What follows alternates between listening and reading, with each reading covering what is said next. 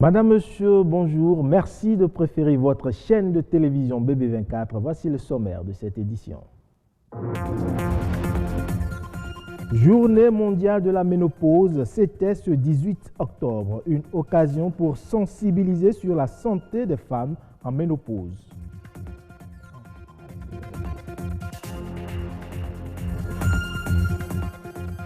Faire poser des prothèses mammaires n'est jamais une mince affaire. En ce mois dédié à la sensibilisation sur le cancer du sein, on parle des prothèses mammaires indispensables après l'ablation.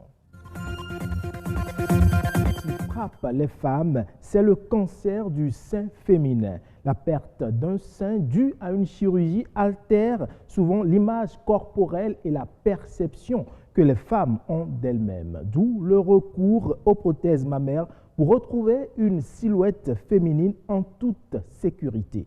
Quels sont les différents types de prothèses qui existent? Réponse dans cette interview de Marianne Gossemende et de Ghislain Nkpoun. La prothèse mammaire, c'est on va dire un petit appareillage qui est en silicone et qui permet à la femme de remplacer un sein lorsqu'elle a été opérée.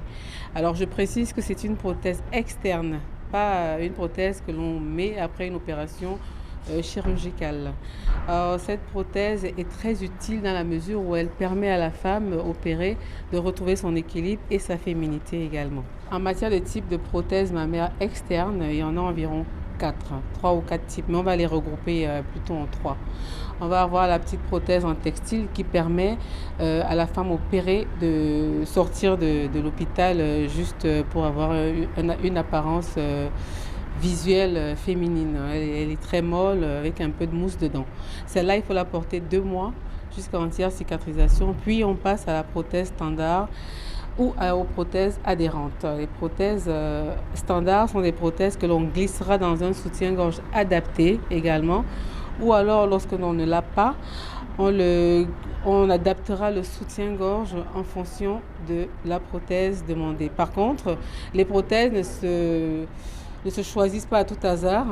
Il y a tout un protocole pour pouvoir attribuer une prothèse à une dame en fonction de sa taille de sein, de soutien-gorge, du poids et de plusieurs autres paramètres.